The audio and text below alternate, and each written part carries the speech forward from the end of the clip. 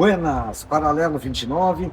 A gente está aqui no encerramento do Santa Summit com o prefeito Rodrigo Décio, que esteve em São Paulo essa semana participando de um evento sobre a PPP da iluminação pública. Eu já começo por isso aí porque a gente quer saber, né? Sim. Há quantas anda a PPP da iluminação pública, se há muita reclamação de falta de luz, como é que está sendo o atendimento, né, principalmente nas regiões onde talvez nunca tenha chegado a luz de uma forma eficiente. Com a palavra, Zé Mauro, Rodrigo, prazer enorme aqui estar com vocês. Prazer receber aí o prefeito. Bom, eu estive agora em São Paulo, retornei na noite de ontem, onde eu participei do Cidade CSC. É um evento de cidades inteligentes. E nesta oportunidade eu fui convidado pela B3 e pelos organizadores do Cidade CSC para levar lá justamente o nosso case, que posso considerar que é um case de sucesso, que é da PPP da iluminação pública. A B3 nos convidou porque a estruturação da nossa... Que é a Bolsa de Valores, né? Que é a Bolsa de Valores, a B3, exato, a Ibovespa, né? A nossa estruturação da nossa PPP da iluminação, ela foi muito bem sucedida. A B3 analisou, foi na B3 que nós fizemos o leilão, né? Que é a licitação dessa PPP, e foi muito bem estruturado, tanto é que agora, durante a execução, durante a gestão da nossa PPP de iluminação, nós estamos indo muito bem, melhor do que prevê o contrato. Nós temos em torno de 28 mil pontos de iluminação para ser substituída por lâmpadas de LED. Nós já estamos aqui no 7º mês, ainda não chegou no 7º mês, mas arredondando, no 7º mês desse processo de substituição, e nós já temos 70%, mais de 70% dos pontos de iluminação trocados. Quer dizer, nós vamos chegar ao 100% antes dos 12 meses contratuais. Isso é um fator de sucesso. E essas trocas, Rodrigo e Zé Mauro, além de uma qualidade melhor, além de uma modernidade melhor, está nos trazendo segurança. Isso está fazendo toda a diferença. Então, a nossa PPP da iluminação está sendo muito bem sucedida. Inclusive, nós já tínhamos antes um sistema de manutenção que era de qualidade, ela continua sendo de qualidade, inclusive com uma pronta resposta através do aplicativo da IP Santa Maria, que é a concessionária que está tratando a nossa iluminação. Uma vez solicitado, a resposta é rápida, a resposta é numa qualidade que está superando. A luz, vai lá, olha, através do 0800, através principalmente do aplicativo, inclusive até uma demanda que nos foi trazida pela PPP, que fazia parte da modelagem, da concessionária colocar um 0800 à disposição, e esse 0800, acredite, não foi acionado nenhuma única vez, porque o aplicativo dá o retorno. As pessoas acessam pelo aplicativo. O aplicativo ali coloca a localização, coloca uma foto, ou simplesmente coloca o endereço, e é o suficiente para que tenha uma resposta. Tem muito vandalismo de lâmpada de luz, essas coisas? Tem, mas não é algo que não esteja assim dentro de um esperado, sabe? Mas eu acho que está havendo uma conscientização para aqueles que não têm aquele senso de comunidade, né? Que não tem vantagem para ninguém vandalizar, destruir a iluminação. Então, cada vez mais a gente está se tornando uma cidade mais consciente, né? Do que aquilo que é de todos é teu, é meu, é de todos nós. E não vale a pena destruir ou vandalizar. E, Rodrigo, agora aqui encerrando a feira, né? Essa feira que estava muito bonita, muito organizada, né? Com diversas mãos, foi feita a feira. E que anunciou um prêmio, né? Isso. Que Santa Maria recebeu. E poderia falar mais desse prêmio? Nós tivemos agora, inclusive eu recebi lá em São Paulo, o selo Ouro do Ecossistema de Inovação de Santa Maria. É um reconhecimento nacional que nós estamos tendo de que a quádrupla hélice, né, que forma o ecossistema, que é as universidades, que é a sociedade civil, que é as startups e que é o governo estão funcionando bem e estão entregando. E já é o segundo reconhecimento nacional. Nós já tivemos no ano passado o reconhecimento do ecossistema mais maduro do Brasil. E agora esse reconhecimento do selo ouro, que nós dividimos com outras, uma dezena de cidades, espalhado por todo o Brasil, que depois tem o selo prata, tem o selo bronze, também tem o selo de iniciantes. E tem o selo diamante, que somente Curitiba recebeu. Então nós estamos num patamar super bom, assim, em termos de ecossistema. E eu acho que o que nós tivemos essa semana aqui, a Semana da Inovação, começamos com o Eli Summit, um evento nacional do Sebrae, que é Ecossistemas Locais de Inovação, Eli Summit. E depois continuamos, na quarta, quinta e sexta, com o Santa Summit, entregando conteúdo, qualidade. Foi um show incrível aqui que a gente conseguiu entregar. Quando eu falo a gente, eu falo ecossistema de inovação, né? Que não foi uma iniciativa exclusiva da prefeitura, ou exclusiva das universidades, ou exclusiva das startups. Foi o conjunto desses atores que fizeram esta grande obra que foi a Semana da Inovação com o Eli Summit e com o Santa Summit. Perfeito. Segundo semestre, já estamos nos aproximando do final do ano, o assunto agora é finanças. Tem orçamento na Câmara para aprovar, reforma da Previdência, que a gente vai entrar daqui a pouco fazer especificamente, né? Mas os eventos de final de ano, Tertúlia e Natal, tem alguma notícia aí? Esses dois eventos nós estamos, e é liderado pela Secretaria de Cultura, pela secretária Rose Carneiro, trabalhando para viabilizá-los, né?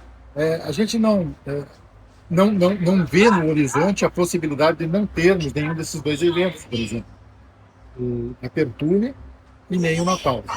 O que nós estamos trabalhando é que nós temos já projetos aprovados por leis de incentivo, a Tertúlia na Lei de Incentivo do Estado e o Natal com a Lei de Incentivo Federal, com a Lei Rouanet. Ambos os projetos nós estamos trabalhando para viabilizar o apoio através de empresas, né? Porque tanto a estadual, que é através do ICMS, quanto da federal, que é através da lei do imposto de renda, nós estamos gestionando junto a empresas para que a gente possa ter esse apoio dessas empresas, viabilizando através das suas leis de incentivo. E o Natal a gente não pode mudar, né? Mas a Tertúlia pode ser adiada para o início do ano que vem, para uma outra data? Nós não estamos trabalhando com essa hipótese ainda. Nós estamos trabalhando e focando todos os nossos esforços para que ela aconteça esse ano. Uma coisa que eu aprendi, Zanara, nessa minha curta carreira pública, é que nunca podemos dizer nunca, né? A gente não pode dizer que não pode haver essa possibilidade, mas nós não estamos trabalhando com isso no nosso horizonte hoje. Mas pode existir? Pode, mas a gente está trabalhando para que a gente possa ter esses dois eventos, como sempre tivemos neste ano de 2025, com qualidade, com entregas importantes, com entregas legais. Então a gente está se esforçando muito para que aconteça isso. A população então pode ficar 90% e provavelmente esse evento vai ser. Sim, eu diria isso, sim. Nós estamos conversando com algumas empresas que é um ano desafiador para todo mundo, né? Não é só para o nosso governo, não é só para as prefeituras, é para as empresas privadas também. Mas a gente está trabalhando com essa possibilidade, a gente, se Deus quiser, vai conseguir esses apoios, porque são leis de incentivo, quer dizer, não são recursos extras que sairão das empresas, são recursos que iriam ser destinados para o pagamento desses impostos, imposto de renda e ICMS, que podem ser destinados para esses dois projetos, que já têm projetos aprovados. Reforma da Previdência, né? A gente viu nas apresentações aí uma informação de que, se não houver uma mudança aí, atrasa salário. E pensões, é isso? Há uma previsão disso aí acontecer? E quando isso aí poderia acontecer? Caso não ocorra nada. Essa colocação ela fica muito simplista. O tema é complexo. E o que todo mundo sabe, os nossos servidores, os nossos professores municipais, a Câmara de Vereadores, a sociedade como um todo sabe da necessidade É o que a gente ouve da base, de, né? de uma reforma previdenciária. O que acontece, né? O governo federal iniciou um processo de reforma previdenciária lá em 2003, há mais de 20 anos atrás. Depois teve outros momentos que o governo federal implementou reformas da Previdência necessárias. Em 2019 nós tivemos outro passo importante na questão previdenciária, mas começou lá atrás. O que nós estamos fazendo agora é o que o governo federal já fez. O Estado do Rio Grande do Sul fez em 2021. Cidades como Caxias do Sul, Gravataí também fizeram em 2021. Outras cidades fizeram em 2022. Santa Maria, digo com toda clareza, está atrasado nesse processo, tanto é que nós estamos agora com a corda super esticada, nós não temos mais como esticar essa corda, senão ela vai arrebentar. Mas corre o risco de salário atrasar? Intenção? Repito, assim, nunca podemos dizer nunca, quer dizer, risco sempre existirá. Claro que nós estamos ainda trabalhando, estamos ainda com a condição de que essa possibilidade não aconteça. Estamos trabalhando para que isso não aconteça? Sim, estamos trabalhando. É importante que a reforma seja analisada pela Câmara de Vereadores e seja aprovada, é importante. Nós estamos construindo esse caminho. Nós apresentamos uma proposta. Ela vai ser ainda amadurecida e a instância para isso é na Câmara de Vereadores. É os vereadores que irão definir o que será feito. Nós estamos entregando uma proposta que nós entendemos que é uma proposta madura, uma proposta responsável e de forma alguma, Zé Mário e Rodrigo, a gente está fazendo isso para prejudicar A ou B, não. É justamente para dar garantias a esses servidores, a esses professores que tenham lá no futuro uma aposentadoria. O texto está pronto? Não. Nós apresentamos as sugestões ao Conselho. O que tem de concreto? Uma pergunta pelo que eu vi. Na verdade, o trabalhou Rodrigo, já essa nessa semana a gente teve, inclusive, a participação no comentário da semana do professor Daniel Coronel, lá da Universidade Federal, e ele coloca no seu comentário que, infelizmente, do ponto de vista dele, é inevitável essa reforma da Previdência aqui no município de Santa Maria. Ele é um professor de economista, né, renomado da Universidade Federal de Santa Maria, e ele dá essa visão bem clara, né, dizendo que, inclusive, isso pode descontentar algumas pessoas, mas ele foi bem incisivo nesse ponto. Não sei se ele já teve acompanhamento, né, o que ele está acompanhando, mas ele coloca isso. E isso gera, ao mesmo tempo, né, uma pressão das entidades. Eu já trabalhei na administração pública, mais especificamente na Câmara da Secretaria, a gente vê que tem alguns servidores que têm alguns subsídios ou salários em um valor acima do padrão de Santa Maria.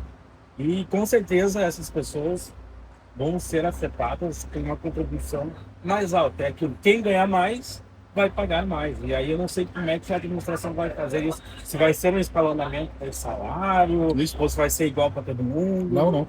A gente apresentou agora na semana passada, né? Apresentou primeiramente para o Conselho Consultivo da Reforma da Previdência, né? Através do trabalho realizado pelo IGAM, um diagnóstico e cenários futuros. Nós, da mesma forma, fizemos essas mesmas reuniões com os nossos diretores de escolas, porque nós já tínhamos feito, na metade do ano, reuniões com esses diretores e eles nos pediram, olha, tão logo vocês tenham algum cenário, por favor, nos apresente. Nós chamamos os diretores para isso. Chamamos também aqueles servidores que têm cargos de chefias, que ocupam funções gratificadas também, para conhecer em primeira mão, porque afinal de contas são pessoas que têm uma condição de levar aos seus colegas aquilo que realmente está acontecendo. Então, o diagnóstico que nós trouxemos foi um diagnóstico real, um diagnóstico que mostra a nossa realidade. E os cenários apresentados foram cenários para indicar uma correção de rumo, uma solução, que não vou chamar de problema, mas uma solução daquilo que está posto hoje para que a gente possa ter um futuro mais adequado para os nossos servidores e também para o nosso município. Porque hoje em 2025, nós estamos destinando 215 milhões de reais dos recursos que poderiam ser investidos em previdência, em obras, em investimento para a Previdência. Vai para o passo. Vai para o passo. E aí eu não quero dizer... 215 milhões. Esse ano de 2025 são 215 milhões que nós poderíamos estar investindo. Maior empréstimo que o município acredita. Maior de 194 milhões. E eu não quero dizer com isso assim, e não tem culpado disso. Nós não temos culpa. Não é questão de achar culpado, nós temos que achar a solução. O servidor atual, ele é atingido ou atinge só quem vai ser futuramente? O servidor que está na ativa vai ter sim, vai ser sim atingido, porque a alíquota é a alíquota progressiva, conforme a faixa salarial, e aí essa alíquota é por faixa, não é aqueles que ganham até um determinado valor, a alíquota permanece 14%, aquele que tem uma faixa mais elevada tem uma alíquota de 16%, uma outra faixa mais elevada de 18%, e chega até... Temos duas propostas, uma que vai até 22% e a outra que vai até 20%. São faixas que estão ali... Tchau, tudo bom? Tchau. São faixas que são... É um desconto Mas fora do bolso. Não, mas a alíquota efetiva, ela não aumenta na mesma proporção.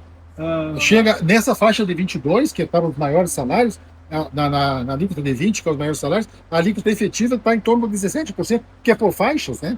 Não quando passa da faixa, ela não é a nova alíquota não atinge toda o salário. Isso vale para o aposentado também, né? Hoje os nossos os que estão na inatividade, que estão aposentados, só são tributados com 14%. Quem recebe acima de R$ 8.157, que é o piso do INSS. Para baixo disso não tem nenhum. Nós precisamos fazer com que os aposentados que estão na inatividade contribuam para equilibrar o sistema. Repito, esses que estão isentos passariam a contribuir. Isso repito, já está acontecendo, já acontece no governo federal, já acontece no governo estadual e já acontece em muitos municípios. Nós não estamos inventando isso. Nós não estamos com isso dizendo, Zé Mauro Rodrigo, que nós estamos aqui trazendo uma situação que é exclusiva de Santa Maria. Não, pelo contrário, é algo que já existe no governo federal, no governo estadual e em muitos municípios para que possa fazer com que o sistema seja equilibrado. Rodrigo, na questão a prefeitura ou o próprio Castro hoje tem um levantamento na questão do comparativo de salários, né?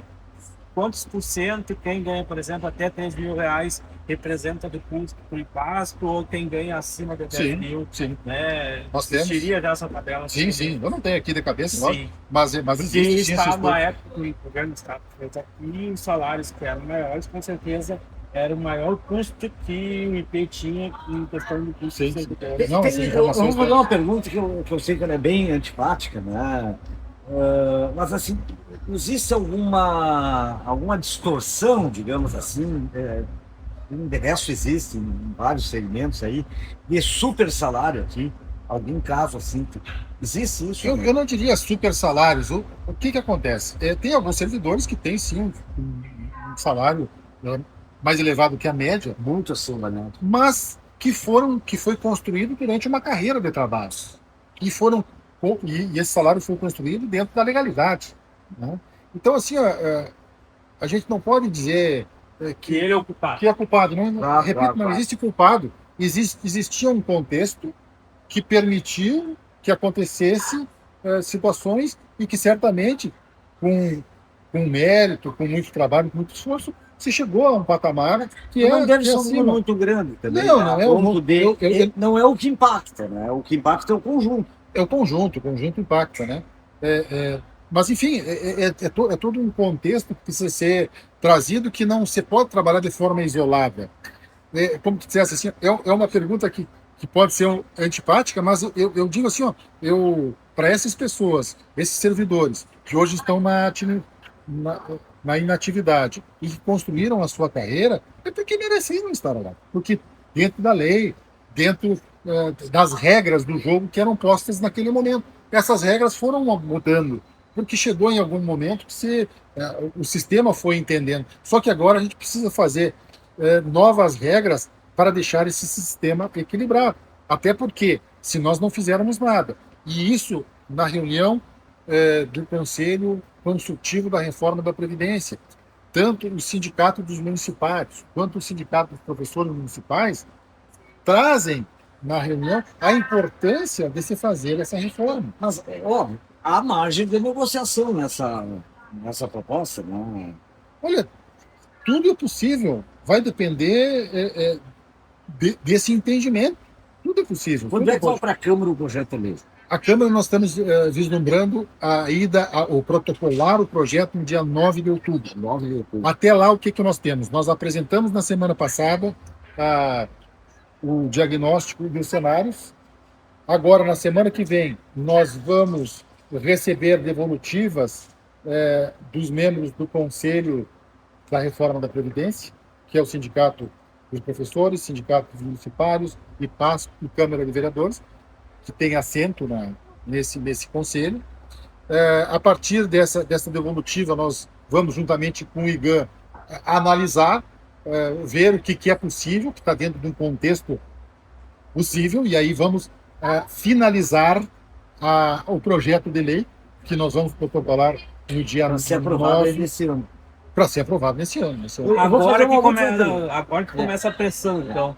Porque eu já vi até que foi agendado, marcado para paralisação dos professores. Tem paralisação dos sindicatos. A administração vai procurar dialogar, vai... Como sempre fizemos, Rodrigo, assim, a gente em nenhum momento deixou de ter diálogo. O que haviam nos cobrado, que nós formamos o Conselho Consultivo da Reforma da Previdência justamente para proporcionar esse diálogo. Nunca a gente fechou as portas para o diálogo. Então a gente está sempre aberto para ter essas trocas e construir a melhor solução, a solução mais equilibrada. O que nós precisamos é equilíbrio. Se nós não tivermos equilíbrio, nós temos comprometido as aposentadorias dos nossos servidores, que hoje estão na ativa. Que é o que eu perguntei lá no início, né? Que hoje estão na ativa e terão a sua aposentadoria comprometida. Não é terrorismo. Não é terrorismo, pelo amor de Deus, não é. E os sindicatos sabem disso, que não se trata de terrorismo. Lógico que existem narrativas que a gente, infelizmente, tem que trabalhar. E existem posicionamentos, campos políticos que são contrários a nós e que aí começa uma narrativa que não é nem um pouco positiva para o contexto. Nós temos que construir junto uma solução. E o que em alguma medida, o campo ideológico contrário fala? Que nós estamos fazendo a reforma da maldade. Pelo amor de Deus, não é isso. Vou fazer uma pergunta mais política. Que campos seriam esses, assim? Os campos que não estão hoje no governo. Né? Foi uma proposta que ganhou a eleição do ano passado, e essa proposta que lá, ainda na eleição, nós dizíamos da necessidade da reforma previdenciária, e hoje muitos falam, o prefeito, na época da eleição, nunca falou em reforma. Eu tenho lá nos debates, tenho lá no podcast. Isso que eu ia falar. No podcast tem registros.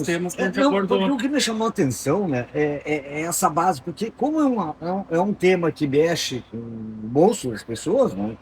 Por exemplo, eu vi vereador que apoiou no segundo turno ali já hoje com um discurso completamente fora do fora, né? Que era um vereador que eu contava com uma base voto independente, certo, né? Tipo assim, era mais a voto independente ali, que de certa forma me surpreendeu, né? Mas esses movimentos a gente tem visto, assim, de medo né? A base do governo está firme, né? A base do governo está firme, sim, nós temos conversado com a nossa base, temos levado as informações, temos tirado as dúvidas, enfim, a gente está construindo com a base mais do que nunca, né, um diálogo construtivo. Logicamente que nós queremos ter esse mesmo diálogo construtivo com todos os vereadores. Mas aí eu trago novamente esse ingrediente, que é a questão política, que faz parte do contexto.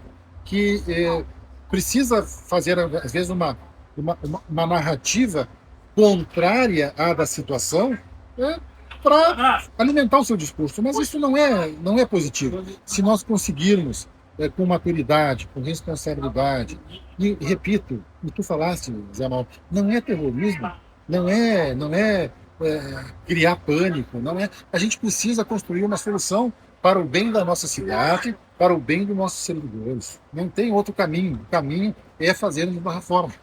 E repito, o governo federal já fez, ainda na época do primeiro governo Lula, o governo do PT, que é um governo de esquerda, e que fez a reforma, e que hoje o governo federal colhe os frutos dessa reforma. Em 2021, o governo do então recém-eleito, o então governador Eduardo Leite, fez a reforma e está colhendo os frutos. Tiveram vários prefeitos em 2021 que foram eleitos ou reeleitos, que fizeram a reforma, e esses municípios, e eu cito Gravataí porque é um município que é muito similar em termos populacionais que Santa Maria. Santa Maria é o quinto maior município em termos populacionais, Gravataí é o sexto, com 15 mil pessoas de diferença entre uma e outra, e que fez lá em 21, e já em 23 colhia frutos de poder ter recursos para poder investir, fazer investimentos, e que na época nós não tomamos essa decisão, e ok, foi decisões tomadas na época, nós estávamos saindo de uma pandemia, nós estávamos querendo recuperar a nossa economia, mas só que agora nós chegamos, repito, em 2025, no limite nós precisamos fazer. E não é terrorismo, eu quero deixar bem claro isso, porque,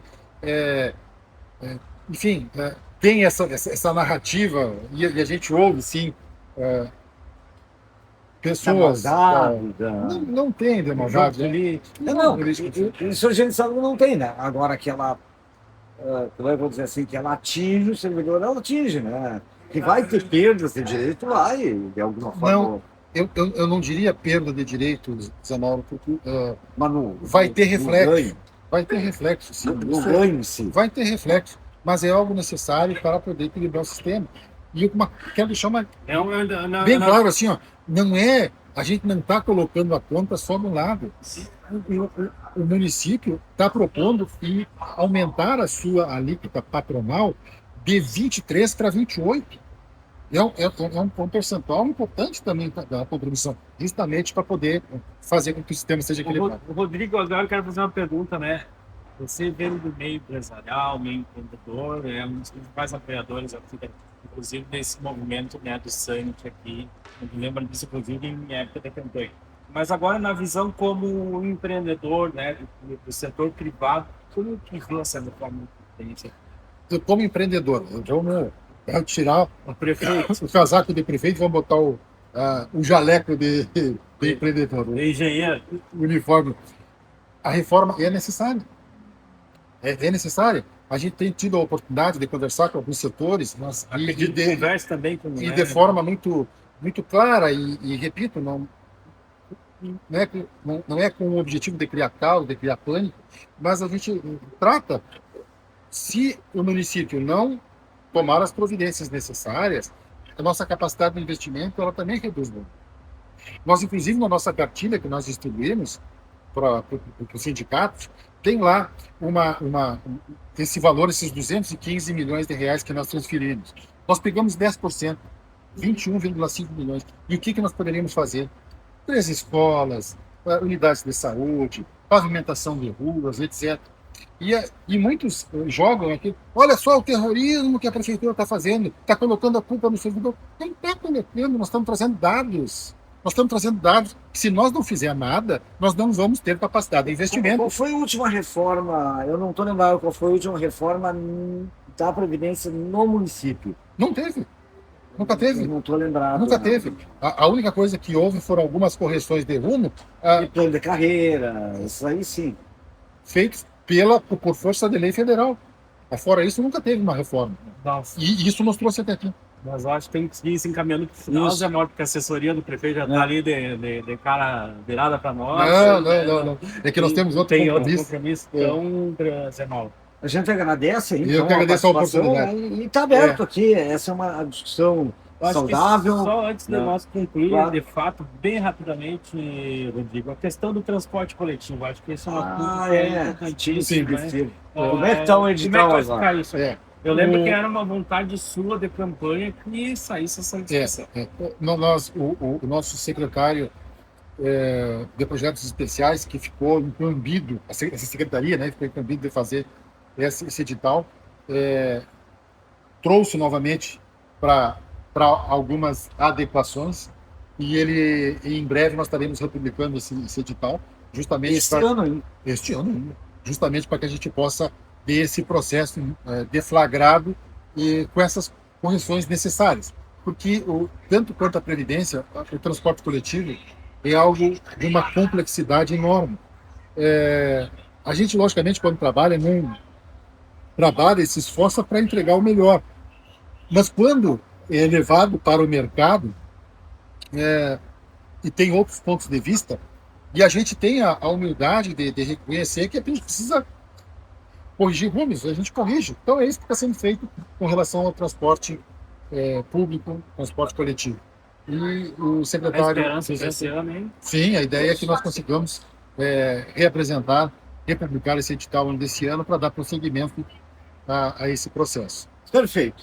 Muito obrigado. Antes de concluir, o prefeito tinha combinado aqui, né, prefeito, né, Rodrigo, com a menininha ali, quiser depois chamar. Sim, aqui. eu quero saber onde está a Antonella. Antonella, Vem aqui. Vem cá. Vem aqui, Então. vamos. A gente está entrando no mês das crianças agora, mês de outubro, então vamos fazer esse encerramento aí. Eu quero aqui encerrar com a Antonella, que eu conheci hoje, essa princesinha aqui, que foi arranhada por um gatinho, mas que está se cuidando já, né, Antonella? Me conta uma coisa. Como é que está sendo o estudo? Como é que conheceu aqui essa experiência aqui do Santa Santa? Está gostando? Conta para nós. Sim. Quando eu cheguei aqui, eu fiquei até chato. Mas quando eu cheguei aqui, eu gostei bastante. Que legal. É isso aí. E é isso que a gente quer. Ter essa juventude aí inspirada para poder fazer inovação aqui na nossa cidade. Tá, Antonella? Um beijo. Beijo aqui. Tchau. Até mais, então. Obrigado. Até o próximo episódio.